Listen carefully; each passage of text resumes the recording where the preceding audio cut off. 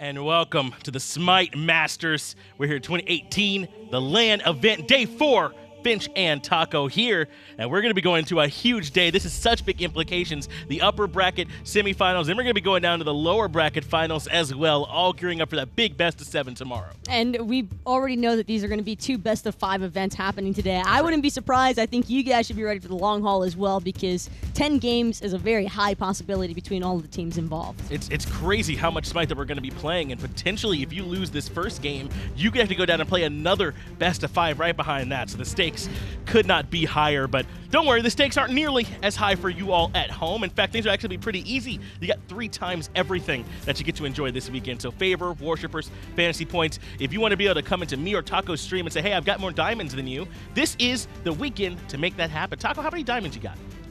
One too many, but I could always use more. And that's true. You don't have to leave all the Smite action and just being left on the big screen. Make sure that you get those Qs in as well, because having the opportunity to get 3 times the worshippers means you get way more diamonds than probably Finch will have. Oh yeah, I've only got like what, maybe 8 or 9, I guess. So yeah, not too easy, not too hard to pass. You get that grind in, Finch. Mine are all hunters. I'll be honest, all hunters. That's all I play. I respect that. Yeah, hunters. We get the easy life, right? Couple auto attacks, and we're able to get some kills in. But that's not the only way you can have some fun at home. We're gonna have HRX at DreamHack coming up later on. That's gonna be in November, so make sure that you pick up those tickets November 16th through 18th, so that you can be there with us. Not just Smite, actually going to be plenty of Paladins action too. We even got some Paladins action happening now, so Paladins console, Smite World Championships. I mean, it's going to be wall-to-wall action, so make sure you're there. Meet the players, meet some of the staff, including the casters, and more importantly, get to interact with some of the other fans. I mean, everybody's there for the same reason. We all want to see some good Smite, and maybe some other games too. That's right. If you see Taco, she will dab for you, so just go walk up to Taco and say, hey, I told you I was going to dab for you, so now I'm dabbing for you. That's a thing. No.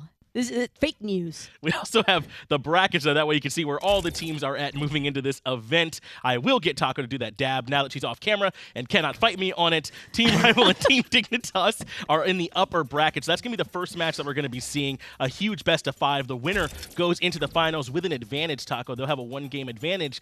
The loser is going to be dropping down to the lower bracket, where they got to play up against an incredibly strong-looking Spacestation roster. And it has been such a journey for all of the teams already here on Saturday. I mean, Spacestation breaking through in the lower bracket after that pretty intense set between eUnited and themselves. I think that was really entertaining, getting to watch those 2 NA teams duke it out. But now we get the same thing here, and I'm sure Spacestation's going to be in the venue pretty soon to check it out as well, because getting a chance to look into pure EU meta is always an awesome thing to do in a LAN. Yeah, if I can peel back the curtain just a little bit, then our players have like a team room where they're all in there like strategizing, watching the matches, going over picks and bans. They got their coach in there with them, so I'm sure Spacestation are going to come in and watch out on some of these games here too. But let's focus on this matchup. It is going to be Rival going up against Team Dignitas. These 2 EU powerhouses going to be throwing down, Taco. I mean, we saw what happened during the online portion as well. Both times, Rival just getting toppled by Team Dignitas. That's right. So they're looking for blood, as is in a LAN environment, and this is where Rival tends to flourish. I understand that while Dignitas has had the upper hand during the online portion, same might not be said here at LAN. In fact, we actually had a chance to sit down and talk to Rival, just sort of get an idea of where their heads are at going into this important matchup. Hey guys, thanks for joining us. You go up against Dignitas today. Are you surprised that it's Europe versus Europe in the winner side of the bracket? Slightly surprised. I thought NA had a lot of good strats prepared. I thought they might take at least Spacestation. I feel like they could have won. Also, eUnited could have won if they played a bit better. But luckily for us and Dig, we both won. And I guess EU gets to the finals either ways now. Well, that's what you expected. Is this kind of what you wanted? I mean, would you rather play against Dignitas than one of the North American teams? We would most rather play against Spacestation Gaming, because this is a team we haven't faced in a long time, and a team, well, there's a couple of players that we haven't faced at all in a while, actually. I think Baskin and Aquarius, we haven't faced them ever. And eUnited, well, we just wanted to beat them for the revenge from Worlds. So we would always like to play NA teams more, because we don't play them as often, but it's always fun to play our EU teams. This entire regular season, it's been the triangle of you beating Energy, Energy beats Dig, Dig beats you guys. What do you have to do in order to break that trend and finally beat Dignitas in a set? Well, I think all we had to do is secure our spots in the land van, and me wearing my green shorts, and both are secured. So. Yo, and I got a green shirt now. Green is the color. Yeah. All right. Green is good. Greed can be good. Ice, you're extremely aggressive. QvoFred, though, can kind of do the same thing. Jungle v Jungle seems to be a big focal point of this matchup. Would you agree, and how do you plan on tackling that? Well, I feel like it's more of a team game, so like jungler can definitely lead the team to victory, but I think overall the team play is far more important. Even if you don't get the kills, as far as you like maybe ease someone's game, I think that can also affect the overall game flow. So we'll see how it goes. Baskin tweeted yesterday that he thinks Qvo might be the best player in the world. You guys have played against him all split long. Has Qvo returned to form from last year before Super Regionals when he was considered one of, if not the best players in the world then? I think Qvo could be even better than he was before Super Regionals. For some reason, they always choke at Super Regionals. I don't know what happens, or at Worlds. I don't know. They're just like insanely good players, everyone from Dig, but for some reason, something happens at Super Regionals. But I think people shouldn't look at that and should more look at the present and see how dominant they really are. And QvoFred is definitely one of the big reasons why Dignitas is so successful. Deathwalker, you made a name for yourself playing the off-meta picks, the odd stuff, the jank, right? Opwash, solo, etc. We've seen you play more traditional recently. Can we expect to see anything crazy this weekend as we get towards the end of the finals and everything, or are you going to stick to that more traditional style? I'll probably stick to the more traditional style. I've been playing the more traditional style since after DreamHack, basically. I've been just grinding the warriors mainly, playing them as much as possible, because I feel like they just offer something that a lot of these other janky picks don't. Sure, they're fun, they're interesting to watch, but whatever helps the team the most is, in my opinion, the most fun or best pick. All right, guys, last question before we let you go. I assume you expect to win, but how many games is it going to take you? I feel like 3 is a good number, like Super Regionals, 3-0. I'm going to go with 3-2. All right, thank you, guys. Good luck. Well, you heard it there from Deathwalker and iceicebaby themselves. They're thinking it's going to be 3 games here, Taco. If you go by the spring split, maybe it won't be that easy, but they certainly seem confident. Well, Ice was the one with the 3-0. Deathwalker, surprisingly enough, was the one who said the 3-2. So clearly a lot of respect being given to Team Dignitas by Rival. They definitely respect each other. You heard them talking a little bit about how strong they think not just QvoFred is, but the entire Dignitas roster. And really, they're right. It's a roster that's stacked from wall to wall with talent. Take a look right there, man, at Wlfy just kind of jawing a little bit at Dignitas.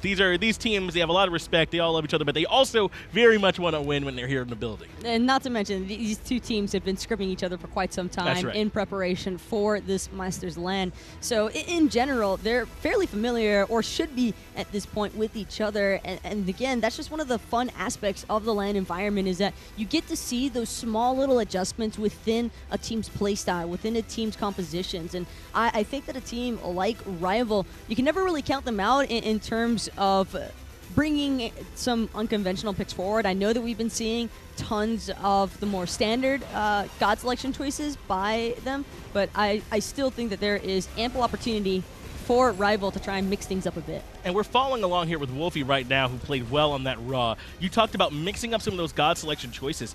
New Wa was one of his big picks throughout the spring split. I feel like it was actually really popular everywhere, but we really have not seen it here this LAN. Is that something that you think Wlfy might pull out, or they might have some other pocket picks? Is this the time? I think that the nerf to Soul Gem heavily impacted the way that teams, especially at the professional level, tend to view New Wa. That was one of the main boons that she had, was the Soul Gem burst damage on her ultimate, and even the Clay Soldier combination could be pretty devastating with that shiny metal. But now it doesn't seem to pose the same sort of threats as before, so I think that's part of the reason why we've been seeing this dominance towards Poseidon. I think we have seen quite a lot of Raw gameplay as well. I think that Raw is probably considered like the more favorable mage in terms of this LAN play, and I say that because the sustain war seems to be very overwhelming at times. Yeah, especially with North America, because they're really valuing like Sylvanas as well in the Guardian role. I know that you've got your opinions on that one, but we'll stay over here with the EU. So with some sustain definitely being looked at, then it makes sense, right, that Ra is sort of rising up in value. It does kind of seem like, though, this Poseidon is getting picked a lot, and maybe not always getting the most value. I mean, what are these teams trying to get out of that Poseidon pick? Honestly, Poseidon's probably one of the only guys that I would really want to see Rival playing, because that was their original composition. They were the ones who Wlfy. initially did the Poseidon, Athena, Nemesis Wombo combo, and I think that still has plenty more to offer, and we can also expect to continue to see those core compositions out of Rival, because they are a utility-based team. They do love playing off of each other. They just work so flawlessly together that I think that's what really permits Rival to kind of go for not necessarily the top tier, more favored gods in the meta, as much as just throwing together a team that they know will work well together. And their opponents are going to be Dignitas here, so they're going to need that teamwork, Taco, if they're going to try and take down this impressive Dignitas roster. Probably the most dominant team last year across the entire year, right up until Super Regionals, where they ended up struggling. Now this team Dignitas, though, they've got to try and slow down Rival, and I believe we actually have an interview here with Team Dignitas standing by, so let's hear from their thoughts as well. Hey, I'm standing by here with Trix and Big here from Dignitas, about to go into their upper bracket semifinal match up against Team Rival. I know here I got to ask y'all, why are y'all feeling so confident? I asked you just now that you're feeling confident. What's giving you all that confidence up against Rival? I mean, Rival is our scrim partners. We kind of know them in and out, and I feel like Rival is that sort of team that if we lose to them, they need to have an advantage by like having secret picks and so on. But because I just feel like we're the better team, so now we know them, I think we got it in our hands. History lesson for the fans at home. You guys faced off against Rival in Valencia. It went 2-0 to you guys, then they brought it back to Game 5. You guys won Valencia, but then Super Regionals happened. What was the shift between Valencia and Super Regionals, and what have you done to fix that? I think we took scrims too literally as a team. We took like success in scrims as everything almost. And we would try, but the thing, we're like a really good scrim team, so we can play literally anything and probably win like 70% of our scrims. Whereas I think teams are a bit more experimental, especially last year. The way we learn is different. Like we don't really look at winning. We look at more like what feels good together, what's good into, you know, what they're playing, like tracking other teams' metas a bit differently. Whereas I think especially Valencia, what worked for us with Valencia is we had about 4 picks in every role, and we trusted those picks, and we could never mess up our draft. And I think we just relied on individual skill more then. Whereas, especially Rival, I think they're a bit more, they were known as a great team, but they weren't, I think people didn't really rate them as individuals. But I think right now, like, they're all really, like, top world-class players individually, and then they're a world-class team, like, and they have a good coach. I've always had a good coach, but, like, we had to change the way we learned mainly, and that's what we've been working on this whole split. Now, I won't lie, guys. I did pick Rival in this game in my bracket at the very least. So I got to ask, does hearing that stuff from us, like the analysts or on Twitter, any of that stuff, does that motivate y'all? Do y'all think about that at all when you're going into your sets? I mean, when I'm going into the game, I don't really care about anything. If it goes 80% to them or whatever, like I don't really care. I just think about winning, and I know what our win condition is, so I'm just going to focus on that. And whatever people says or whatever, it doesn't matter really. So people always discuss about land metas, this, land meta, that. Have you noticed a trend so far in this one, and what have you noticed?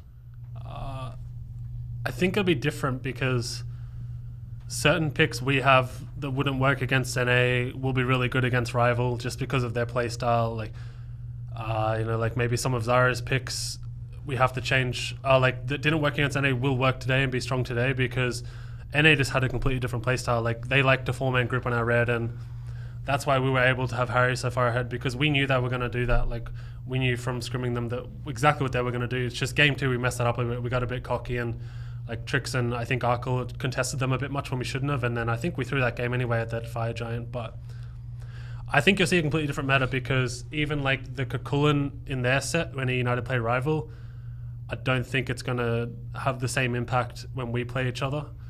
So, and it's just, I think it'll be a whole new meta. We'll just have to wait and see. Yeah. Well, this is going to be the last question here for y'all. I want to let y'all get, prepped up here for this next match. But I am going to ask, I assume that you all are thinking y'all are going to move on to the next round. Is there anyone in particular that you all want to see come up from that lower bracket in the final round, or y'all don't care who's in front of you? I don't think I necessarily want to see anyone, but it would be good with a rematch versus Spacestation. I would like to see a W finals, of course, but if anything other than EU, it should be Spacestation. I would like a rematch. All right. Well, again, thanks, boys, for your time, and good luck in your set. Thank you. Well, you heard it there from Trixtank himself. They feel like, at least Dignitas do, that they're the better team coming in here against Rival, that they might have to pull out some kind of pocket picks. Is that how you see it, Taco? Is this Dignitas roster just the better roster? What I find pretty funny about it all is that if you look across the way at Team Rival and just the conversations that all of us have experienced with Rival here at LAN, it's the exact same way it is, from isn't it? either side. Both of these teams think that they are #1 right now, and both of them seem to want to play Spacestation again. Yeah, and they both seem a very legitimate case for being the best team right now, right? I think that's part of how you get to this incredibly high level, is that you think no matter who's in front of you, we're just the best and we'll beat you any day of the week. And what more kind of encapsulates that mentality than the solo lane, right? Then, hey, we're just going to be able to beat you. So Deathwalker Variety, we're taking a look here at these two players. I mean, two big solo lane giants. Do either one of them have an edge here, Taco? What I find to be the most interesting is that solo lane to me felt like a relatively quiet lane throughout the online portion of the spring split. It doesn't seem as though solo lane has been a very favorable area to prioritize or even focus or gank because of the fact that mid and jungle have just been so clearly dominant in contrast. And I think that between these two specifically, I would probably have to lean more towards the side of Deathwalker. I do feel as though, at least on an individual level, he does tend to stand out a little bit more in recent memory in comparison to Variety, but that doesn't count out Variety in the slightest. I do believe that if somebody's going to keep Deathwalker under rein, it will be a Variety who can keep him in check. Don't we have just a ton of insanely strong solo laners here between Deathwalker and, well, Benji just fell out the other day, but also very strong in his own right. Aquarius is here as well, then Variety, as you mentioned. So just a ton of talent that we've been able to bring here into the SPL as we're going into picks and bans. And yeah, first ban from Rival is Aphrodite. They're not looking to deal with it. I remember when Dignitas were playing against Spacestation, the one thing that all of Rival kept saying is ban the Aphrodite. They do not like dealing with this pick. They believe it to just be way too annoying. And I am a little bit surprised to see the Giannis as a secondary ban, but keeping in mind that Rival is first pick, that's why we don't see a Serqet coming out. Yeah, they really want to have that one for themselves. I do want to highlight that raw ban for Dignitas, though, Taco. That's another adjustment they're making to Rival in particular. We saw how well Wlfy played it earlier. He plays it a lot throughout the split. He played raw, I think it was 5 times over the spring split, so take that away from him. And now Rival get to first pick that Serqet. And Terra also another one of those guys that I don't believe you can really afford to let a team like Rival have. Absolutely because not. the Earth and Fury alongside of the insane team fight potential that Rival already has would just be a little bit too much. And so I like that Dignitas are just going. It's still a pretty heavy risk versus reward situation, allowing Rival to have Serqet, but at least Serqet, you can try to isolate her during the earlier stages. We saw that happening a lot yesterday, in fact, even between eUnited and Spacestation when Andy was having a little bit of struggle. So not certain if Ice is going to opt for the Blink as his primary relic, but Dig will most likely try to respond with a very heavy interruption composition. Well, that's what Sobek does, right? Is disruption in those team fights, between the tail whip, between being able to get that pluck off with the charge prey. He's got a lot of options available to him to try and disrupt. You talked a little bit earlier, though, about how good Terra is. I want to take a moment. I feel like we don't give Collis enough credit all the time. Isn't he just a monster for this Rival squad? It feels like he's always landing his abilities. He's setting up for the team around him so well. He's like the anchor, I feel like, on that Rival squad. I think that's always going to be the thing with supports, Isn't though. it? The unsung heroes almost every single time. I mean, you notice their gameplay because it's hot, and you're like, oh, damn, everybody else on that team looking fuego right now. And it's just because supports set up so much. And I think that Athena might be pick that they look for. I mean, right as I got it out there. I like this. Rival prioritizing the Jing Wei pickup as well brings a lot of map pressure, I believe, in the earlier stages, although the lane clear could struggle a bit.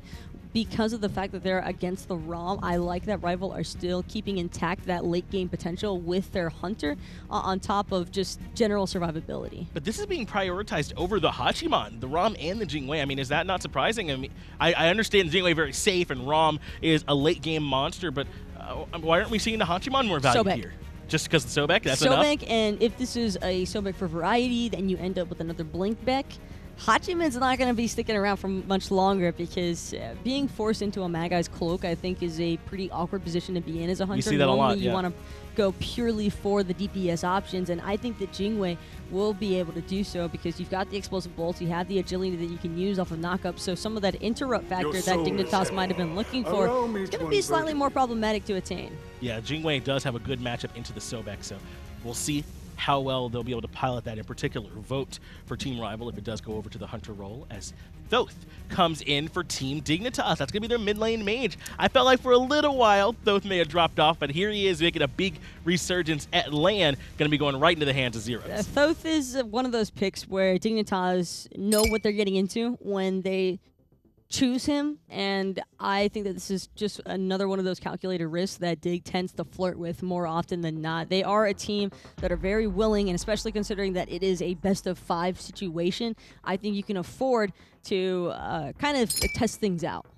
And what was the one game where Dignitas struggled in their set up against Spacestation? I feel like it was the game where Spacestation focused out Zyrhoes in particular on the Discordia and gave him a really hard time, like taking away his red buff and put him behind. This time on the Thoth, that's going to be a much harder task if Rival want to try and keep the mid lane behind. Should be pretty easy for Zyrhoes to stay competitive. I think that depends, though. It really relies pretty heavily on how Rival choose to utilize the Serqet Athena combination. I think even the Jing Wei right now has some pretty safe dive potential. I think that was a very smart Poseidon ban, though, by Dignitas, because Rival, anytime they go Athena, I think you can almost always expect that there will be a Ra or a Poseidon to follow up with it. I don't really see Wlfy as someone who's going to try leaning towards the Agni. I believe that we might have a chance to see Isis gameplay actually come through. Yeah, Wlfy really does like to play that Isis, so could certainly be coming out. He played a couple times over the split.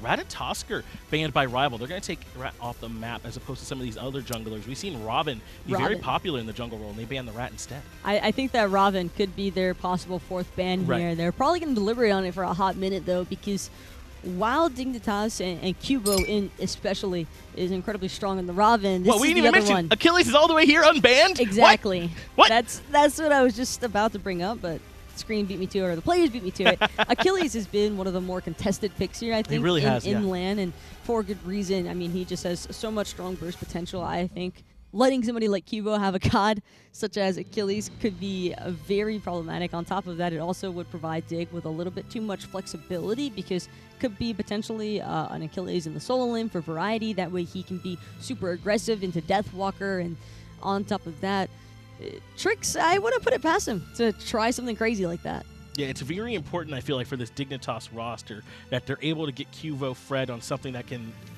kind of run the game. You know, he does play the Serqet a lot, but that's been taken away. Nemesis, I believe, is still available. Could go that route.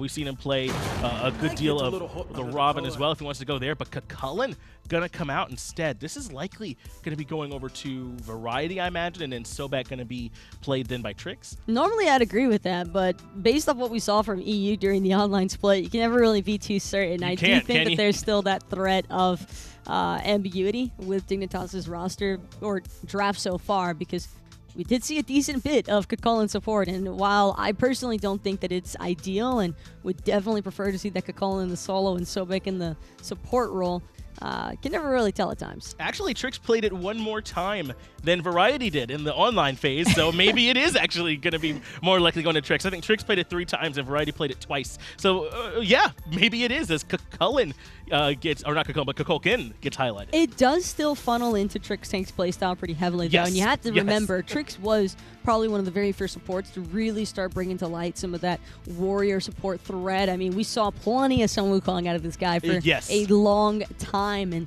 he's found more than enough success with it. I love this if Rival actually commit the Kukulkan is finally making his debut at LAN. Man, we wanted to see the pocket picks and Rival bringing it out. Game 1 up against Team Dignitas. Kukulkan going to be coming out along with the Cerberus. So there's a lot to think about here. If you want to talk about safe lane clear, Kukulkan has that in spades. Is that what's going to be so valuable here? Or is it the big burst ultimate that they're looking at? It's a little bit of both, I think. I think that all around, Rival just really love controlling spacing, primarily around objectives even. And so Gold Fury and Fire Giant control could be a little bit problematic for Dignitas. And on top of that, I also really like that they're kind of matching that final judgment from the Thoth ultimate with the Kukulkan Spirit of the Nine Winds. I think that when you're against such heavy damage ults, you need to have some way to match that or to post a level of intimidation. Yeah, that's part of what Kukulkan used to be able to do when Hand of the Gods was big, right? Even out-secure a relic like that potentially. So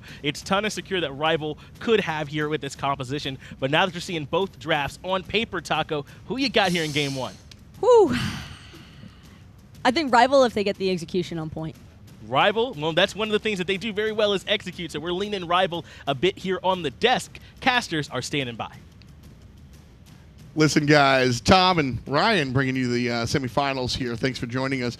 Listen, guys, this draft, I absolutely loved it. We saw the Poseidon ban. Ryan and I were talking. We said, look, that's a perfect ban. And Kukulkan is very similar to Poseidon. Yeah, pretty much. Their third ability controls a big portion of a lane or a jungle. Kukulkan trades out a little bit of CC, like the slow of the Poseidon Whirlpool, for some damage, but you can even build Gem of Isolation and bring that slow anyways. And then Qvo got Robin. Yep. That's really just how that one goes. At the end of the day, I think Qvo's Robin in a vacuum has been largely successful, and I think Robin against Kukulkan, even with the slow immunity, is a great choice. Yeah, I completely agree. The whole idea from Rival, Taco just had it on the desk, execution off of CC, whether it's the Last Breath from iceicebaby, the Stygian Torment from Deathwalker, or the Taunt from Kalas, all of those can be immune very easily by QvoFred's overhead kick or Mystic Rush. You've got two options as Qvo, and Qvo even forgoes Blink, picks up Bead. So now he has a third defensive option against Rival's initiation. So if I'm on Rival, I'm looking elsewhere now. QvoFred is scot-free, basically. It's time to start looking at Zyrhoes and at Trixtank and Arkkyl. Looks like the fans at home are really big Rival heads over here. Dignitas only with 1/3 of the vote. And I got to say, I definitely didn't expect this outcome. I really thought it'd be a little bit more even. These teams have looked really even throughout the course of the season. They really have, and it's really been close sets, but it's always been Dignitas who ends up on top. But it doesn't surprise me that the fans in Mixer chat are rooting for Team Rival, one of the most popular teams in our scene. A lot of good personality. We saw the guys early in the pregame. Support starting here in the middle lane. Now this is interesting. This is a little bit throwback to Season 4. In the beginning of this split, we saw just the mid laners, and then we saw a transition to the Hunters helping in the mid lane. But now the supports are over there. Yeah, a little surprising because usually Athena is much better in the duo lane where she can aggressively position. Can't really do so as much in the mid lane against a god like Thoth, who is pretty good at level 1 at dealing solid damage to you and the wave at the same time. Hieroglyphic Assault's a pretty low cooldown, but it ends up working out okay. I mean, Rival's a little bit behind in clear speed, but Ice is a little bit closer here to this mid lane than QvoFred, who looks like he just wants to farm up his back left camps. Now, once Ice has cleared out this right side jungle, he's heading over to the solo lane. He's already used his blink to try and get around the map a little bit more quickly, and he doesn't have that too, so this is just to soak up some farm. Yeah, he got spotted out. I think there might have been a chance that he goes ahead and finds a little bit of a taunt there, but as soon as Variety turns around and sees him, no reason to get aggressive. QvoFred around the backline might be aggressive here after the Sobek pluck. Kalas is in trouble. Oh, the stun missed by Zyrhoes could be enough, but the root from the jungler, this will confirm it. QvoFred on the Robin with the first blood for Team Dignitas. And we saw Ice head over to that right-hand side, pick up some farm. Qvo wasn't on the map. He went over to this back left. No way for Rival to know exactly where he is at that time, and now Ice might have put himself in some danger here, Tom. Jumping over that wall was rough. I love this choice from Ice, but using both of his escape options there is pretty tough. QvoFred walking him down. Wlfy gonna die to the in-hand from Zyrhoes in the mid lane, and back in the jungle, iceicebaby waiting for his cooldowns. The zigzags there, ambush up in about 4 seconds if memory serves. QvoFred could have trouble catching up if he misses the root, and he does. So iceicebaby gets out of there. Vote's very low, though, in the 1v1 versus Arkkyl. One more shot will do it, Ryan, and he gets it! The solo kill! Arkkyl on top of Vote. 3 kills for Team Dignitas, unanswered by Rival before the 3rd minute. And the bad thing for Rival here is that it's in multiple different lanes. Kalas falls in the mid lane. That puts Zyrhoes and Kuvo and Trix a little bit ahead. Then Wlfy gets caught out, also used the Aegis, wasn't enough to keep himself alive. And now Vote gets soloed on the left. And the only lane that hasn't had a kill go Dignitas' way is the solo lane, but that's still Kukulkan versus Cerberus, where you can't expect Rival to have any sort of real pressure there anyways. So Dignitas already off to a good lead here in just about every lane. Variety gonna get jumped on. Rival not really thinking about that lead or that kill just yet. Just a little bit of experience for iceicebaby, who doesn't want to fall behind. And positive side for Rival, I think, is the fact that they do have Ice specifically on the Serqet. QvoFred obviously is a very tanky character on the Ravana and will build largely assassin-based, but can have natural stats. iceicebaby on the Serqet. People always look towards the healing, but she's a great tank killer. And having 2.5 frontliners, that's what I always call Ravana, half of a frontliner. I think this is a nice choice. First pick, so she didn't pick this into the composition, but it's nice that this is what she got. Well, she's a great tank killer because of the protection shred on her 1, and of course the true damage on her ultimate. That'll cut through any protections that QvoFred has and just built in per level. Exactly, yeah, plus the percent damage, though that is affected by protections and you need penetration for that, but it still certainly helps in those sorts of situations. So I expect Kuvo will mostly be building damage here. That's what he usually tends to do. Maybe a Void Shield or an Enchile in this particular matchup would be pretty good up against the Kukulkan of Wlfy, but other than that, I expect Kuvo to be going all the way, going for the damage, trying to solo down Ice, Wlfy, and Vote whenever he gets the chance. Kukulkan building into the boots here. I think a lot of players with Kukulkan kind of lean on that second ability and can sort of slither away from trouble and look to stack up a little bit first, but Wlfy suffering that first death and saw how devastating Dignitas is going to be in the early game, goes for the movement speed, and I think that's the right call. Agreed with you, but I wonder if Wlfy is just going to try and see what happens now. Sometimes you'll see mid laners fall behind, get boots 1, get boots 2, and then they'll try and stick around for a while. Sit on boots 2. Yeah. If they have to back when they can only finish boots, so be it. But if you have enough gold to back and finish off that Warlock staff all at once, it accelerates you a lot. So we didn't catch all of the kills. Let's take a second look here at the one in the mid lane. This is kill number 2. Zyrhoes dashes forward and gets the stun, and then Wlfy just gets smacked up. But live right now, the Athena going to go ahead and find the teleport. There's the ultimate coming out from Wlfy. QvoFred in trouble. Trixtank on the right-hand side. That's going to be a dead jungler. iceicebaby gets his team on the board. 1-3 so far, but Dignitas, a 2,000 gold lead at 5 minutes still remains. And Variety, iceicebaby, that one, man, I don't think there's another word for it. Variety came over and just spanked Iceice for what he just did there. Man, rough that Variety finds that kill, because that was such a good engagement for Team Rival. Kalas' ultimate was so early on. As soon as Wlfy gets jumped on, he goes straight into that Defender of Olympus, gives him the damage mitigation necessary. That plus the Aegis is enough to save Wlfy's life. And then the patience for waiting until after all of Dignitas have used those skills to then use the Spirit of the Nine Winds in that tiny little corridor, really well timed. This is Variety on Iceice before, so he watches his jungler die, and then Variety with the early rotation. I love how he's just lumbering over here, and then just smacks him with that one. It's the travel time is it's a boring replay, but I think it really illustrates what went on in that solo mentality. Just like, I'm gonna slowly get there. I'm gonna get there, guys. I swear, I'm gonna make it. And then he finally makes his presence known. Ice, a little bit of a lazy back there. You're on the back side of the tower, but it's usually best, even against a Thoth, once his ultimate is down, to just back a little bit closer to the middle of your tower. You're not going to get hit by nearly as much, and that would have prevented Variety from being able to safely kill you. If he's going to kill you, at least force him to dive underneath that tier 1 tower. Don't give him the easy option by sitting right on that jungle entrance. Well, now Rival has wards on the pathway that Variety came through. Now, I'll be honest, I didn't notice if those were there before, and if they were, then iceicebaby definitely just wasn't aware enough, window shopping as I call it, with the shop in his face. I don't think that's the case, so I think those wards came out a little bit later, so that rotation happened once. I don't think it'll surprise Rival a second time because they've got the vision now. Well, Wlfy decided to do back and finish off those boots, didn't have enough to finish off the Warlock staff, and elects for the cooldown boots, which I love on Kukulkan because they give him mana, 250 mana, and that Kukulkan passive is that you get a percentage of your mana is converted into actual magical power.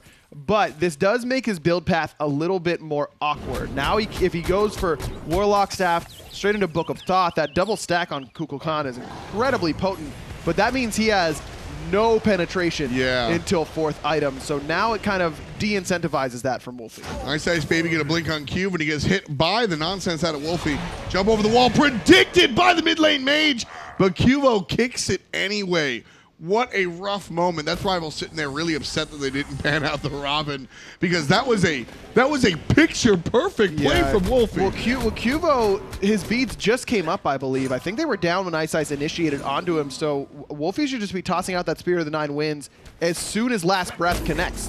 Wlfy tosses, or Ice tosses him right towards Wlfy. Just got to let it go. I think that Rival's beads timer was a little bit off, or maybe mine was, that I thought it was down still. It had just come up right before that. But either way, that's what the idea of the composition is punish those who don't have beads. Now with the Spirit of the Nine Winds on cooldown, that big old dragon ultimate, Team Dignitas going to look towards the Gold Fury. They've got a hell of a lot more objective secure with the Thoth guy.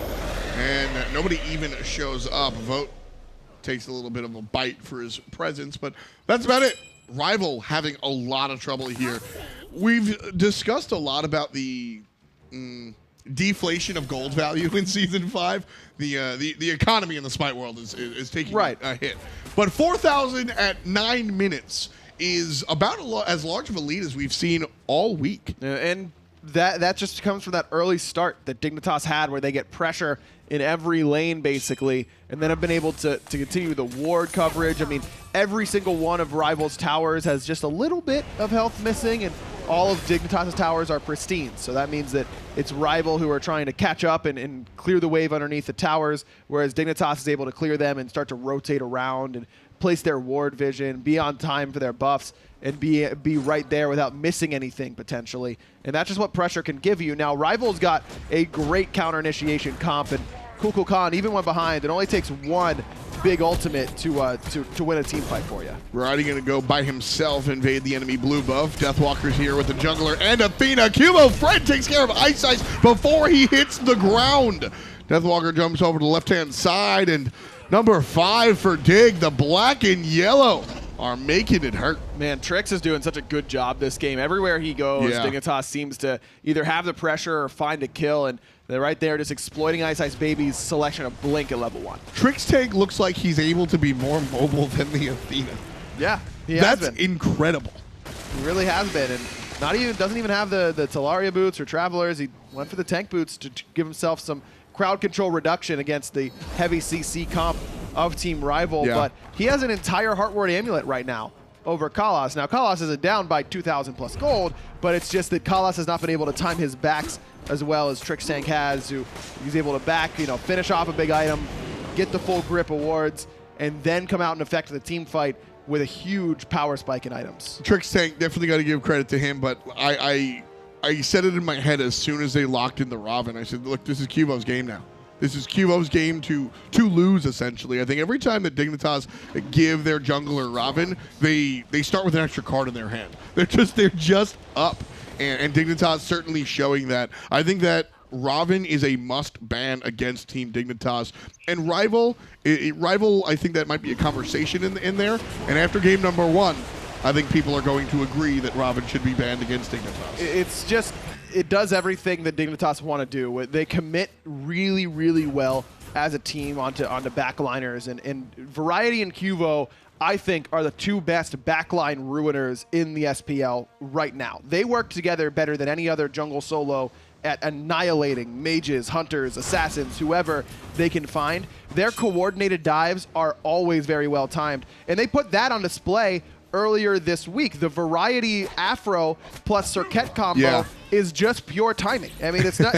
Granted, it's not the hardest timing in the world, but you can't delay that back off the blink. Otherwise, the enemy team can get their beads and Aegis off in order to save their own lives. That is the perfect example of how in sync Qvo and Variety are. And when you've got a solo laner and a jungle Ravana, diving a backline, there's just no peel. That's Robin's greatest strength, is that it's nearly impossible to peel him away.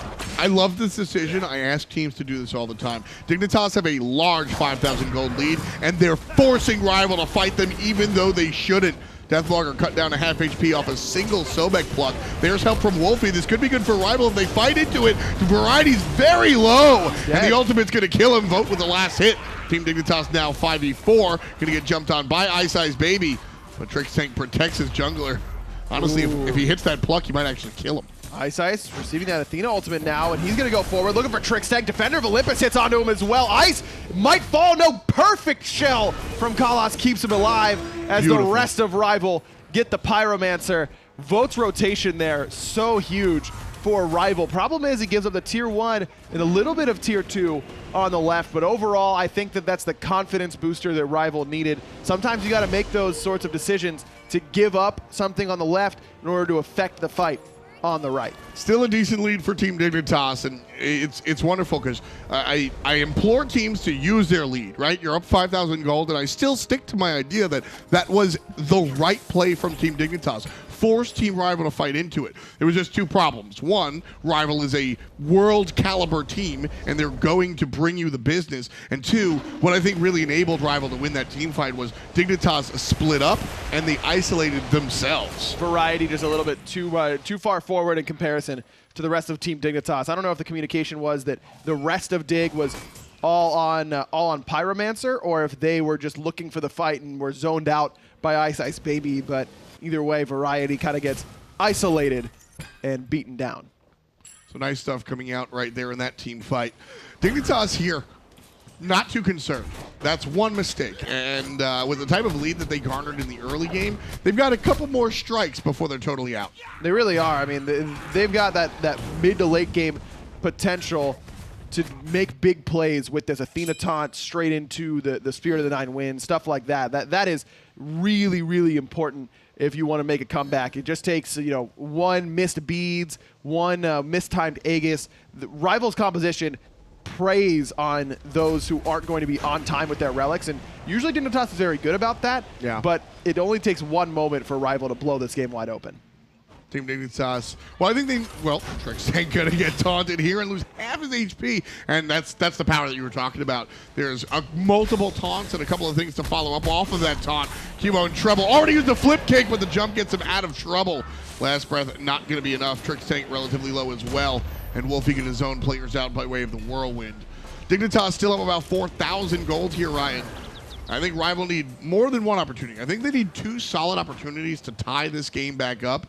Dignitas right now are posturing like they have all the biggest lead in the world, and they don't any longer, but they still have a leg to stand on. Man, that CC chain there was very close to working from Rival, but Qvo got a little bit too DR'd. The diminishing returns meant that the stun from iceicebaby wasn't going to last as long. It allowed Qvo to get that overhead kickoff before he was thrown, and then that's why Wlfy's ultimate missed. Gold Fury started here again. Wlfy's ultimate down for the count, so Dignitas feel very comfortable here. 10%, 5-0. That's Dignitas' objective all the way home. Arkkyl in the air, though, because he sees Kalas, and he sees Kalas dead. Wonderful instincts coming out from the Hunter there. Team Dignitas get another one. Half a dozen for the black and yellow Europeans. Just ward coverage and just overall team grouping ends up paying off there for Dignitas. The Rival was the initiator on the last Gold Fury fight. Once the initiation didn't work out, they didn't get any kills. They tried to pull Gold Fury, but realized it wasn't really going to work out. They were a little bit too low. During that time that Rival was figuring out they couldn't do gold, Dignitas was backing. The members that were low, Variety, Qvo, they back and then come back to Gold Fury. Now Rival has to back up, has to spread out. They spent too much time not farming. They're a little bit low. They can't really contest. And so Dignitas gets a free Gold Fury pull. Just a little bit too ambitious there, I think, from Rival to go for Gold Fury after that initiation didn't work out. Sometimes you need to just hit the reset button and get ready for the next engagement, because you know Dignitas is going to want it to happen sooner rather than later while those ultimates are down. And like I said, Dignitas have done themselves a favor by getting this lead. They have a couple of mistakes to make, and that allows them to play very aggressive and sort of put themselves in a bad risk versus reward situation. Listen, you used to cover baseball, actually, in Pittsburgh, which is the same colors of Dignitas. Yeah. And it very much reminds me of a hitter that look, he got one strike, and that's totally fine because now he knows what to expect out of the pitcher for number 2. And that's kind of what Dignitas are doing here. They made a mistake on the right-hand side, but they know how Rival are going to react to said mistake now, and they can anticipate that as they play aggressively. Wlfy stunned in the mid lane, blinking from Cuvo. Final Judgment off the mark, but Trix actually plucks him out of way of that Mystic Rush. Zyrhoes gets hit by the ultimate from Wlfy, but it's already too late. He falls to the hand of QvoFred. Zyrhoes getting hit by that ultimate. As long as he doesn't get caught up by Ice, who's on the run, back is good. Zyrhoes getting, ooh, nice stun there. I don't mind him getting hit by the ult because it confirms the kill on Wlfy. If he dodges the ult, Wlfy doesn't die. So Zyrhoes kind of using his health bar as a resource there. Like, look, I'm going to take this damage, but I know that I'm going to confirm the kill. So intelligent choice there from Zyrhoes, understanding just how much damage Wlfy's going to give. I touched on Wlfy's build earlier about how he could be lacking penetration if he goes for Book of Thoth right after boots, and that seems to be the choice for Wlfy, but that makes this Heartward Amulet rush from Trixtank that much better. Yeah. Everyone near Trixtank now has a significant amount of magical protection, and Wlfy's got no way to strip that away. So even with that ultimate hitting, yeah, it does about, you know, a third, about a half of Zyrhoes' health. If Wlfy has some pen and Trixtank isn't near him, then it's not going to be, it's going to be even more than that. Wlfy's going to need to finish off this next item and get Spear of the Magus as soon as possible. One of the things when you look at this build, this is one of the more historical Kukulkan builds, right? The Book of Thoth and even the Warlock staff going back to when it was Sash. They're going for the dive here? Yeah, Arkkyl's dead. He already used the Aegis. There were crits from Vote were good. One more tick will do it. Yeah, Ice got him. Meanwhile, Athena over to the right-hand side to deal with the 3-man grouping from Dignitas. I'll be honest, I did not expect them to die from there. I don't think Arkkyl did either, but I'm pretty sure Vote crit him twice in a row, if not 3 times. Had that explosive bolts, and with the Poison Star, it's not exactly favored to crit that many times, but sometimes it's really, it's nice to be lucky from time to time. Sometimes you roll trip 6s, man, and that's exactly what Vote's doing right there. That's been the joke, is that Vote has a higher crit chance than all the other hunters. Pays off there. Ultimate from Wlfy will confirm just a second earlier than Zyrhoes, who was controlled by Collis. Nice job from the team rival Guardians. Still have a lot to climb, though. The minor objective, that is the Pyromancer, nets them a little bit of gold. You can see the jump up.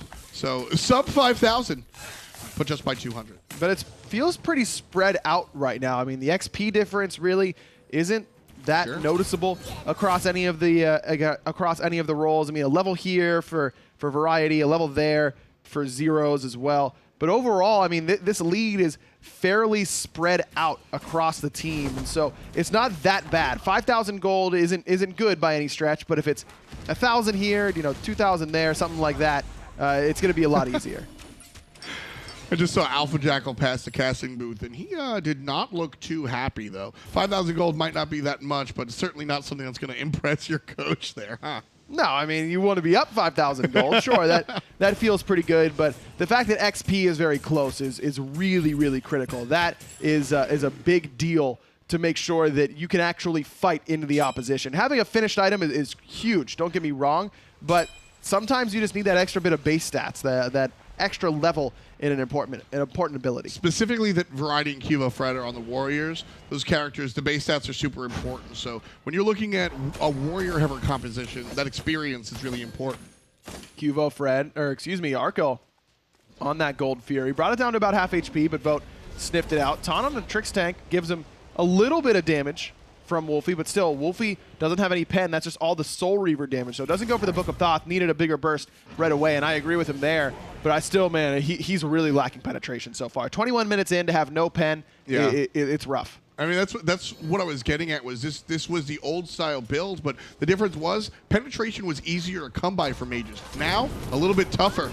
Good taunt onto Variety, but he's very tanky right now, and what worked so well earlier is having trouble now. But that's actually a big win for Rival, because Thorns is down, but they got to get in there now before Gold is dead. 25, 10, 5, 0.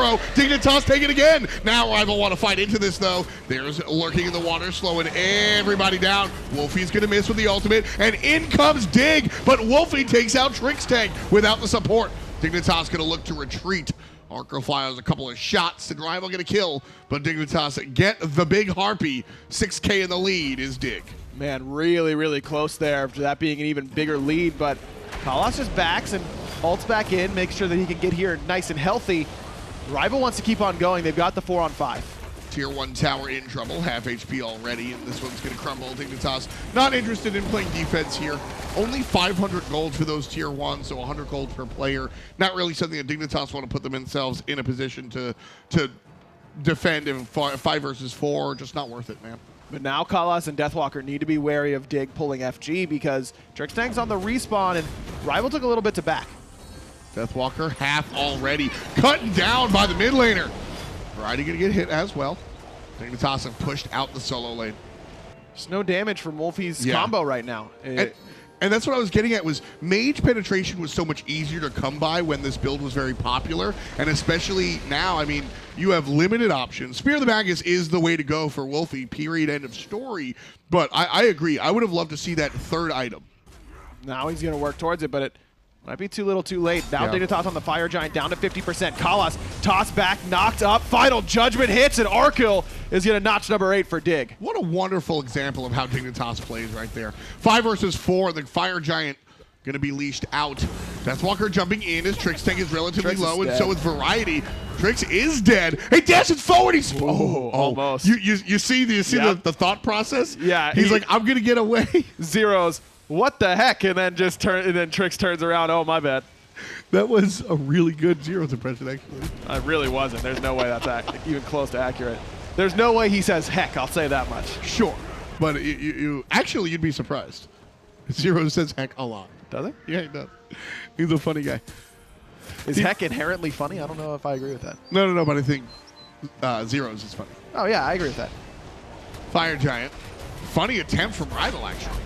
They're going to look for the big boy. I love this. Zyrhoes is the only one even close, and he doesn't have the ultimate, but it's coming back up soon. Taunt onto him by Kalas. There's Wlfy. There's a secure, though. Rival gets the Fire Giant. Wlfy did not miss that secure. Fire Giant around Team Rival's waists, and 3,000 gold separate the teams. What a wonderful comeback. Ryan, break down how that window was opened. It's just a mental misstep by Dignitas. They just back in mass. Zyrhoes the only one who sticks around, and that's how good these teams are right now. Dignitas is doing everything so well, very few mistakes, and they just make a very, very small one. Let's just all back around the same time. Zyrhoes the only one who stays around on that right-hand side, and Rival recognize it. I don't know if all of Dig backed on wards or if they just pulled FG to figure it out. It seemed to me like Rival had that information because Kalas' ultimate was very early.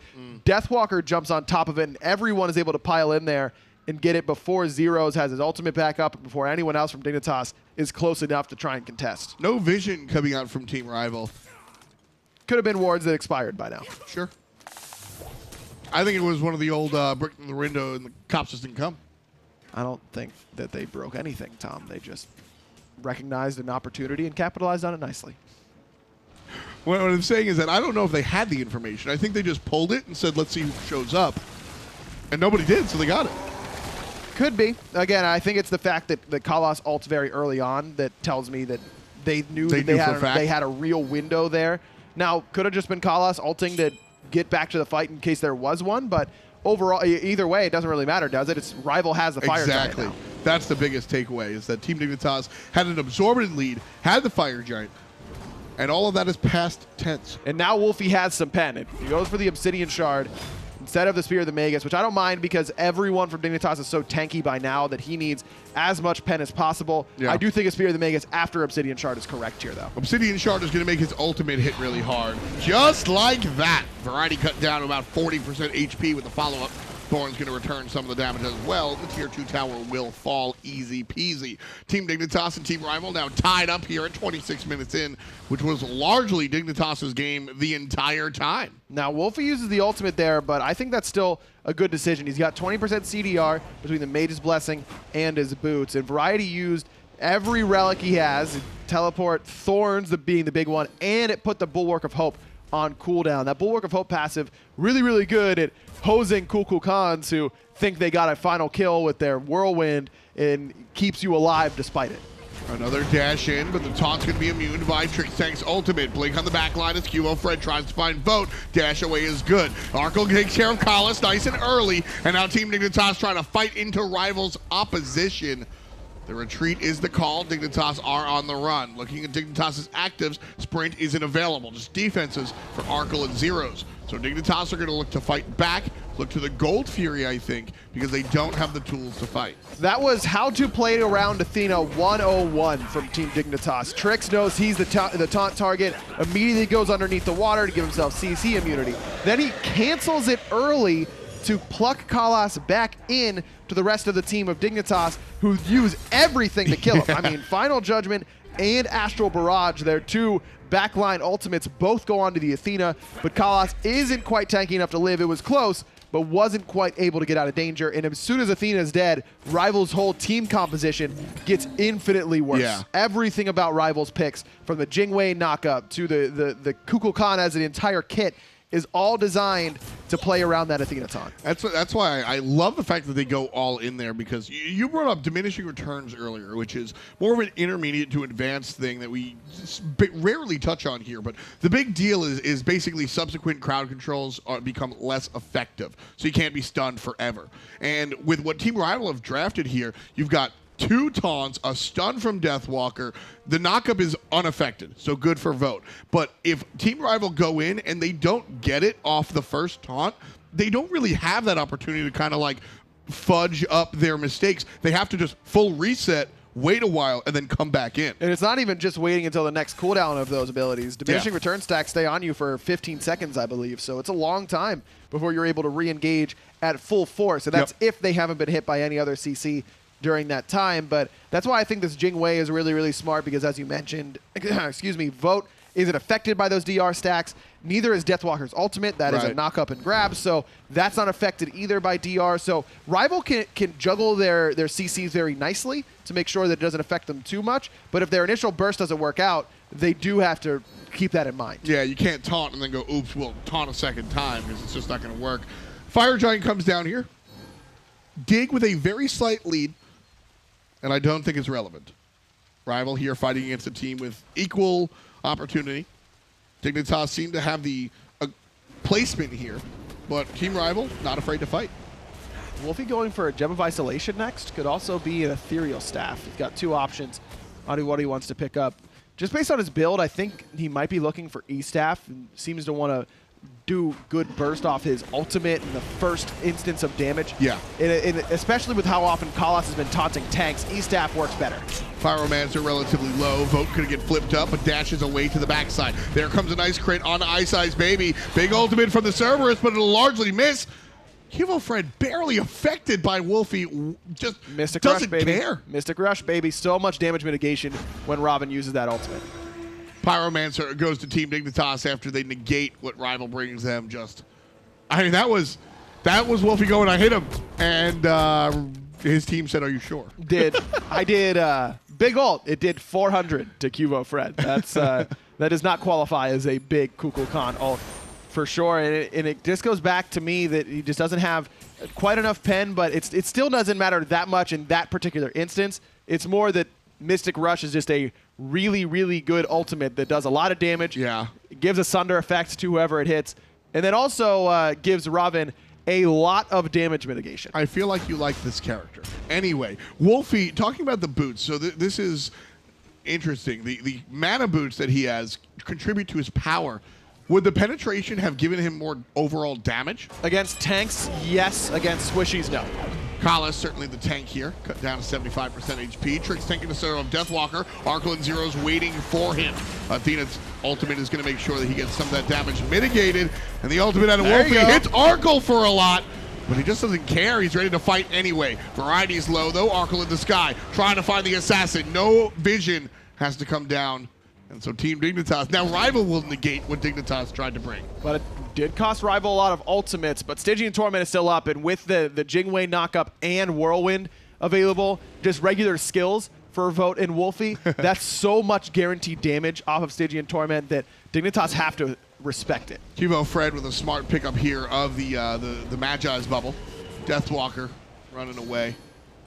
And again, oh no, Wlfy. Oh no, Wlfy. Oh no, Wlfy. Well, he's going to beat out the pluck, and here comes Variety chasing him. Nice taunt from iceicebaby. But now it took Rival too long to decide what they wanted to do. If they just backed all right away after that last little team fight engagement, They're here to defend this Fire Giant. Instead, they try and force it. Doesn't work out. Dig is pulling it. And now it's 30%. Getting lower. Team Dignitas going to look for the fight now. Variety surrounded by 2, and he's getting crit by Vote. Oh my goodness. But the Thorns are good. Collis is, ouch, dead.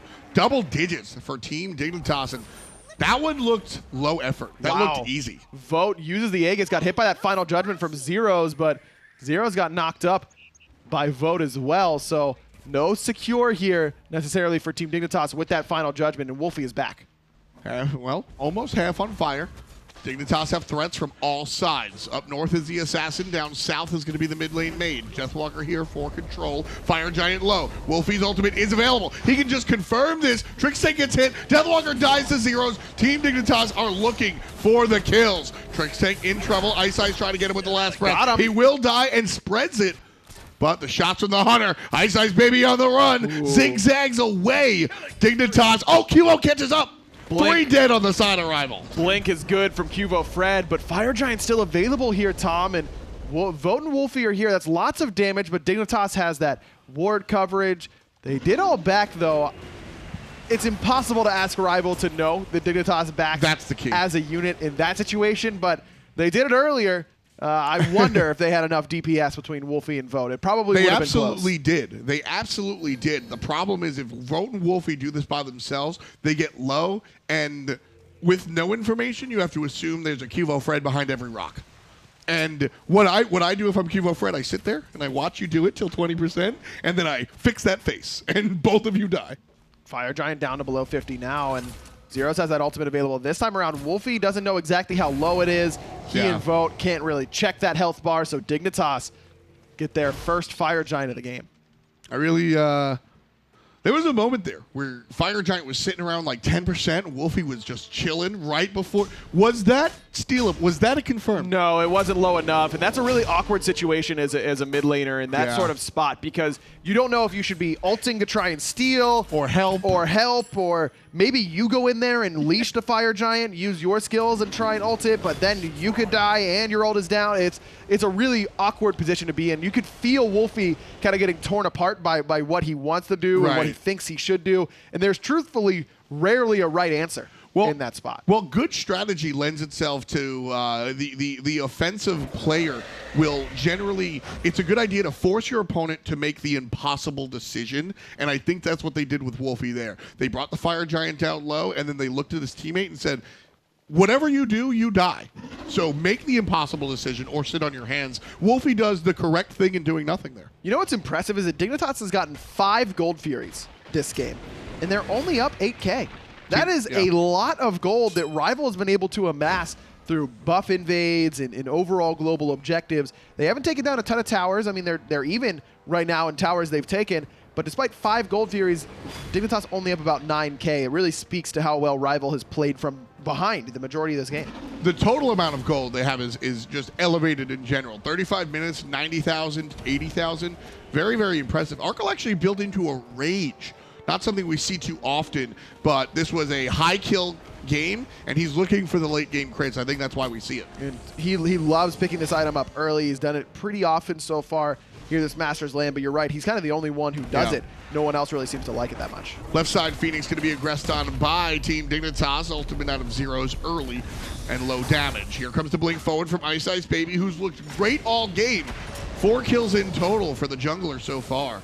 And Rival unable to stem the bleeding here. Ice got 2 beads there, and it was on Zyrhoes and Arkkyl. Now, I think Rival's just going to give up this left side Phoenix, but that opens the door for a mid or right side Phoenix defense. Oh my goodness. Just a side note real quick. Ryan, look at the player damage. Yeah, Zyrhoes is good at Smite. And that I love the way you said that, because I think a lot of fans at home sit there and go, ban Thoth. Thoth is ridiculous. And I think there's a conversation there. But I think there's also a conversation with how damn good Zyrhoes positions himself. Zyrhoes is the best Thoth player in the world right now. Easy. I don't think it's really that close. I mean, Wlfy plays it well. There are a lot of mid laners who play it very well. No one plays it better than Zyrhoes. His positioning has been impressive since he stepped into the mid lane. I think that's what makes him great. I think Zyrhoes just like identifies with Thoth, right? Are you like he's just like I interpret Thoth to be very just like I'm here to do business. He's the human Thoth. I'm going to obliterate you. Yeah, I feel that.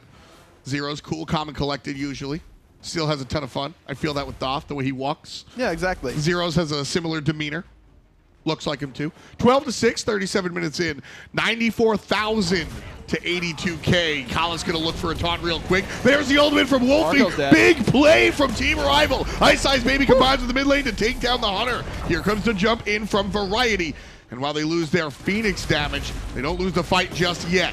iceicebaby cut down, but not cut off. And Team Dignitas has to retreat here, leaving the mid lane Phoenix up. Now, we haven't seen a lot of Kukulkan so far here in Season 5, but don't let that fool you on his defensive capabilities. It is near impossible to siege into a Kukulkan, and Wlfy can just lay down the whirlwind, sit way in the back, wait for the setup, and then toss out that Spirit of the Nine Winds. Can I see the damage on Whirlwind real quick? Let's break down these numbers on that third ability. So this is, how many ticks is that? 5? Why would you try and do this? 6 Why ticks. would you do this to yourself? I don't know. I made a mistake. But basically, it's going to be 12 ticks. That's a maximum. That's Yeah. a max. So if you're sitting in it for a long time. So basically, my point is, late game, just anecdotally, if you walk into this whirlwind and you leave, you're losing half at minimum of your HP bar. As a squishy, sure. As a tank, not that much because the way that Wlfy has built this. I'm very surprised that Wlfy is building like he's hitting squishies the entire game because he just isn't most of the time. And that's why I think that this composition hasn't looked quite as good as I was expecting it to through the early to mid game. Is he building Tahuti or Chronos Pendant? Should be Tahuti because Tahuti's excellent on Kukulkan. Now you're guaranteeing that your ultimate on the back half is going to do an execute. Basically, you're guaranteeing that if your Whirlwind hits a half-health squishy with no Aegis, they die. And the point I was getting at when I brought up the numbers was really just to show how high it scales. All of his abilities scale. His ultimate scales at 120%. The 3 scales ridiculously as well. Fire Giant, easy peasy. Rival just watching. So once Wlfy finishes off that Rod of Tahuti, it is going to help his damage against the tanks a lot because tanks at half HP, not really worried about a whole lot, but now that second taunt into Whirlwind or the setup from or from Ice into a Whirlwind will actually do relevant damage. We're talking a lot about Wlfy because he's kind of the centerpiece for this end game for Team Rival. He has to be very active in order to turn this game around should that happen. Team Dignitas on the right-hand side. I misspoke, but I like it. Team Dignitas. Working out here on the right side. Looking for the Phoenix. 3 players playing defense. Ice in the middle lane. Right now is when they should go in on this Phoenix because they'll see Wlfy on that left side clearing out the fire wave, trying to make sure that that Phoenix can actually safely respawn. This is the time to engage. Trixtank knocking up Deathwalker, trying to bait Kalas into looking for something. There's the dash taunt and QvoFred to the back lines. 90% on the Phoenix, but Arkkyl looking for the fight. Ultimate's down. Look at that damage. Retreat. Zeroes fires one into the wild blue yonder. Love that Whirlwind right on where Arkkyl is going to land. Yeah. Even though he can roll right away, it won't stop that damage from coming through. And that's what I was talking about. One Whirlwind, he's in the yellow. Tough stuff there. Kalas ultimate down. I don't love that. I don't love that.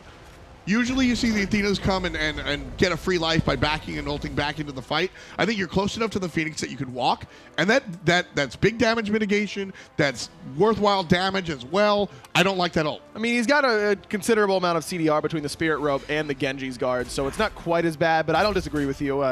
Dignitas, it did buy Rival a wave, because as soon as Dig saw that Athena ult, they backed up and reset, so they at least get something out of it. 41 minutes exactly. Dignitas looking to push in here on the right-hand side. Our junglers messing around in the middle lane. And the dash forward not going to be here just yet. Standard forward 1 split. QvoFred trying to distract iceicebaby, who's been a catalyst throughout the early and mid game. And Ryan, I was thinking this before. I've seen a lot of games where Rival have iceicebaby perform really well on the Serqet, and other people falter. Is this a problem, or is it just happenstance? No, I think it's just happenstance. Ice has looked pretty good this game, but Dignitas has just been the aggressors at the right moments so far. Kalas aggressing at the wrong one, gonna miss that taunt right there. QvoFred still in the mid lane. iceicebaby shading here on the right-hand side. Titan getting aggressed on by the fire minions from the left lane. And Dignitas here pushing slowly and surely. Want to make sure that they're very careful. Arkkyl to the sky. Vote going to take some damage after the 2 shots. Third one will miss. Big damage out of the Zyrhoes, but not enough to kill iceicebaby just yet. Wlfy with the ultimate. Oh, yeah. Deletes Arkkyl. 1,400 damage, and the Hunter goes down. 2-man taunt by Kalos, but it doesn't save the Phoenix. Right Phoenix falls, and now Dig is trying to get on the run, but Vote is on the way back with that rapid reincarnation passive, trying to keep this chase going. Now, if Dignitas get out and lose their Hunter but gain the Phoenix, that's a win. That's all they're looking Without a for. doubt. All they really need their Hunter for is to kill the Phoenix, but they have to escape. Rival are on the chase. Sprint available in 1 second. Popped as soon as it comes up. Kalos on the run. Taunt should be coming soon from Kalos. He's got that dash charge. Looking for Trixtank, but he's just out of range. Zyrhoes going to return some solid damage in the meantime. I love Trixtank's pathing there, hugging the wall. If Kalos does land the taunt, he's going to get stuck on the wall instead of like being taunted into the team. So nice sort of use of the geometry there. Rival trying to bite back on this mid lane tower. I don't expect too much defense. Final Judgment. Final Judgment comes through and hits onto Vote, but doesn't kill him. But now QvoFred get a blink on forward, looking for the enemy Hunter. Rival able to escape for the moment, but that tier 2 that they wanted still stands. Communication was fun there. It's a bad decision to defend that tier 2, but Zyrhoes had the ult and said, look, Qvo, walk up, posture yourself like you're going to be dumb. I'm going to ult through the wall and then chase down Vote. That's why we saw them defend, and they were looking for the kill on Vote. He does get to wiggle away. Jing very, very slippery, but that's why we see Dignitas position the way they do. I like that call. Well, at the same time, you're not really that worried about using Zyrhoes' ultimate in that situation because he has 30% CDR plus the Chronos Pendant passive, so his ultimate will be up easily by the time that Dignitas is trying to siege or get this Fire Giant again, so you can't be too worried about it. Right now, I need you guys to look at the inventory for Team Dignitas. 3,000 damage pots. One on the jungler, one on the mid lane, and one on the Hunter. Now, this just amplifies your damage percent-wise, and it's very, very scary when these 3 characters in particular have this buff. You're gonna see a one-shot from Zyrhoes probably. Yeah, now this is one-shot potential without a doubt, especially if that Soul Gem proc happens on the Final Judgment. God bless. You're not living, that's for sure. I'm actually just laughing thinking about the amount of damage we're going to see. It's fun watching the Kukulkan. And let it be known that I don't think this Kukulkan was a problem. I think build path kind of was an issue. But Team Dignitas, I mean, they had a 4,000 gold lead at 8 minutes, right? It was just QvoFred rocking it. QvoFred had a great lead. And it's really just, like I said, every lane from Dig had pressure. And that it's very hard to lose whenever that begins the game. Blink from Ice. He's gonna get out of there. Nice and easy. Cost of his blink, though, and that's been a really critical piece for Team Rival. Rival has been using Ice to blink in and try and get beads and then allow Kalos to engage. Wounded Phoenix. Left side. This one should be easy for Dignitas, but Rival trying to make it as difficult as possible. Zyrhoes fires the ult. Doesn't really find much. Wlfy, on the other hand, won't either. Big mid lane mage ultimates. Not money this time. Ice, Kalos, Wlfy. Everybody's still alive from Team Rival. Dignitas, not as healthy as they'd like to be. Arkkyl the lowest one, but he's healing up very quickly thanks to that lifesteal. But Wlfy's ultimate's going to be on cooldown much longer than that of Zyrhoes. As I mentioned, Zyrhoes has plenty of CDR. Wlfy does not. So now Dignitas can just reset and get ready for this mid-Phoenix siege. Just wait one wave here, and you can use that Final Judgment again. 957 power for Zyrhoes right now with 2 pots. Seems good. Reference material, that's 200 more than the enemy mid lane mage with a Rod of Tahuti. Mid lane Phoenix being aggressed on here by Team Dignitas. Slightly, though. The right side also just about coming up, and Arkkyl going to make sure to delete that as soon as it arrives. Mid lane just sort of being toasted right now. QvoFred there as a bodyguard in case anyone tries to show up. And with iceicebaby's blink being down, that kind of takes that out of the equation anyways. Arkkyl does need to be careful, though. He's got no relics, no ultimate. If Kalos finds him, Wlfy can snipe him out very, very easily. That's why you see the positioning you do, Ryan. Arkkyl is again, Dignitas in general have strong positioning. Arkkyl and Zyrhoes, the biggest targets. Variety here going to get hit by Wlfy's ultimate and has to be careful. Trixtank looks for Ice, won't find it. Meanwhile, Variety solo gets jumped on. It's Wlfy that takes care of Zyrhoes. iceicebaby on the back end trying to find the solo laner. Arkkyl healthy but chased out on the right side. Ultimate is available. So he's going to go up to the sky. I don't know if I like this one, Ryan. He's got to kill Vote, and he won't. Oh, but Rival don't go for it. Rival don't go for it because they've got to worry about their own Titan. Fire minions were coming in from the right and the left. So that's the power of having these Phoenixes down. Even when engagements don't seem to be going particularly well for you, it's very easy to just back up and know that the enemy team can't really afford to chase you unless they want to have the threat of losing the game. Yeah, I mean, there's the classic arcade game, you know, root beer tapper or whatever it is, where you have 3 lanes, you gotta catch them before they fall, and that's basically what we're seeing Rival play here. Is, all right, left side. Oh no, there's minions. Right side. Oh no, there's minions. But I gotta run to the left side again, and all the while there's 5 player characters also dealing you a lot of nonsense in the middle lane.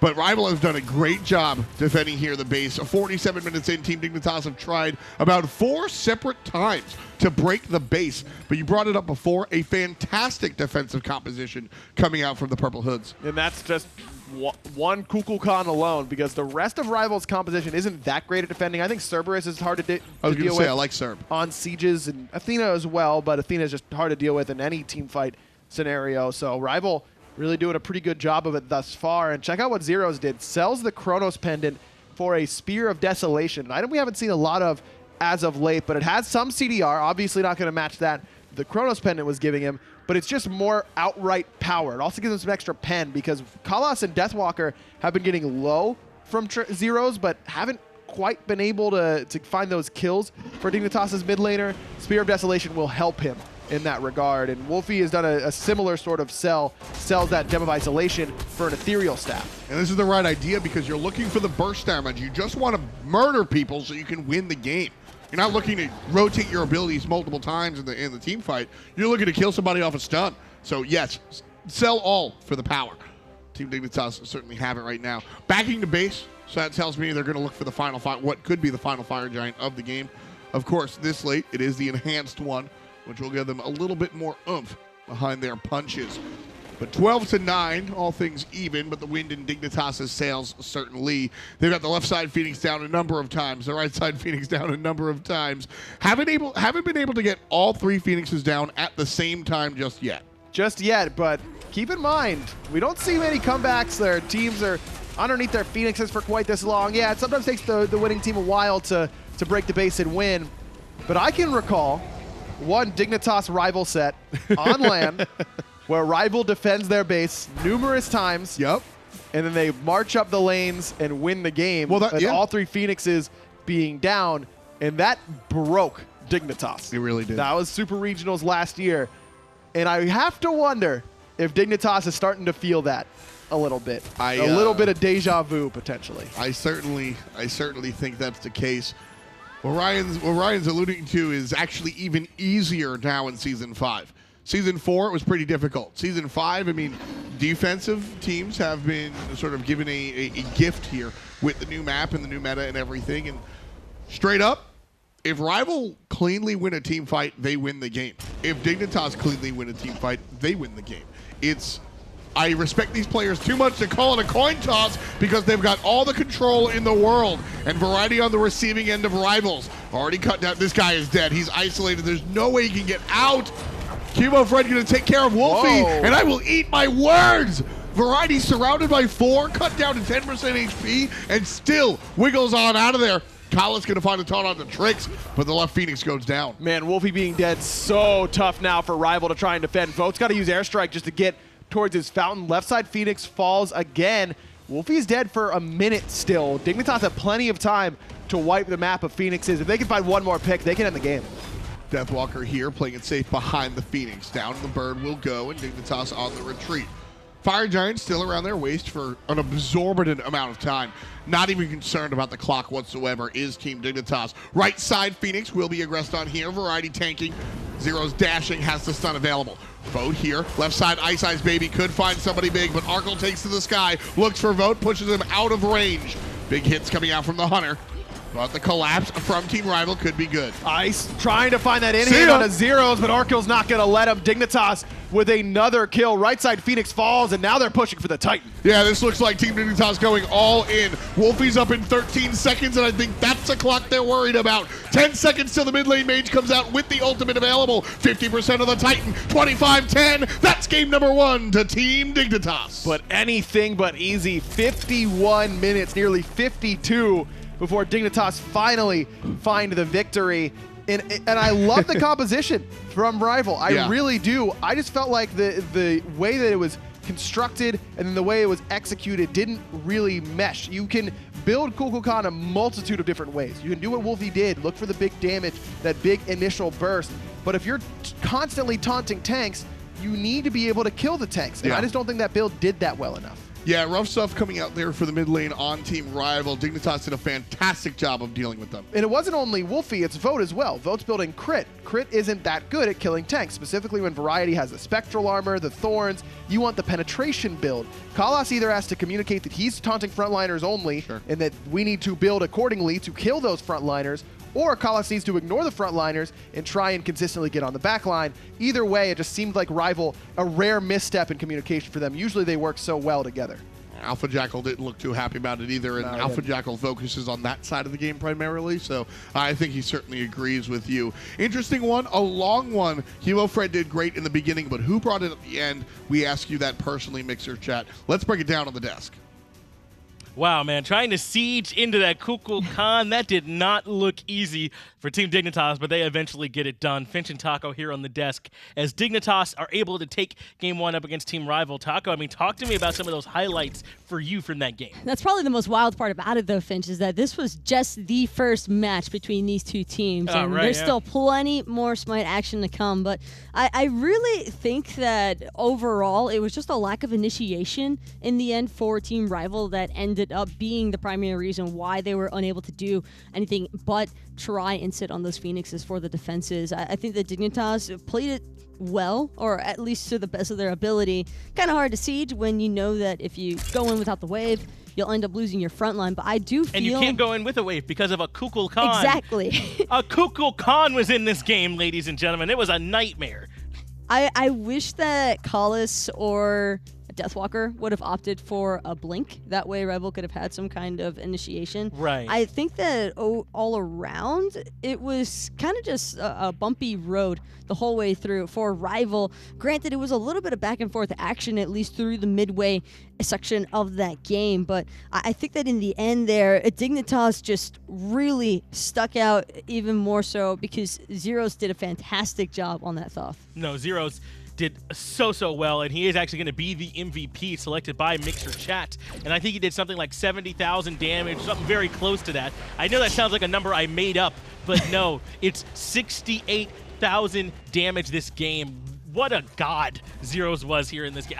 Absurd. It was pretty unreal, but I also want to give some credit to Trixtank even, because I think that Trixtank did a phenomenal job on the Sobek. He was everywhere and constantly keeping the members of Rival zoned away. Right. The moment that it didn't matter if you were a frontline or if you were one of their carries, he was willing to go for those plucks, and I liked how aggressive Dignitas chose to play their composition. I think that Rival were just struggling in the end to do more damage to Dignitas' draft because of the fact that they had opted for a different style of build. I mean, we saw Vo up until the very end. He committed to that triple crit build, and against double spectral, it just feels like it's impossible to deal any damage. Now, we've been focusing a lot on how difficult the siege was from Dignitas, but they started this game off red hot. I mean, they got the solo kill happened for Arkkyl onto Vote in the duo lane. They get the picks in mid with the rotation from Variety. What eventually put the brakes on Dig and allowed Rival to stall the game? It was the initial Fire Giant pit skirmish where Rival found a really nice pick, and then they were the ones that were actually pushing forward. They were utilizing the Jing and her passive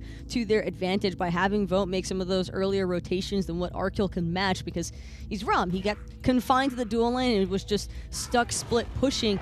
But I think that all around, Dignitas just had so much map awareness, and I love the way that they chose to keep their front line separated because they could afford to do so because of just how tanky all of their team felt. It allowed them to have essentially 2 waves of initiation. Like Variety goes in first, gets some cooldowns, and then you can see Trix come in and start looking for plucks, or vice versa. So it made it very difficult for Rival to fight into them. But you highlighted it perfectly. That Fire Giant they were able to grab, they get some towers, some global gold, and really start slowing down the push of Dignitas. Eventually, though, did come back themselves and fight that Fire Giant again. Yeah, it was the T2 push that Rival looked for, because at 26 minutes this game was practically even, and Almost then dead like even, yeah. not even 40 seconds later, Rival pushed the T2 in mid, fail that siege, did get the turnaround, managed to push them back after getting picks, and then they got the Gold Fury as well, so that just further extended their lead that was already should have probably never been lost in the first place. I do feel like what you said with the early game start, 3 kills in a couple of minutes is pretty rough stuff, no matter what team you're up against. It was a real rough start. Yeah. Arkkyl was level 4 even when he got that solo kill onto Vote, so that was pretty impactful, I think. It kind of set the pacing for the match from there on out, because when you have that much map pressure spread so evenly, it makes it very difficult for even a team like Rival to recover. And that's why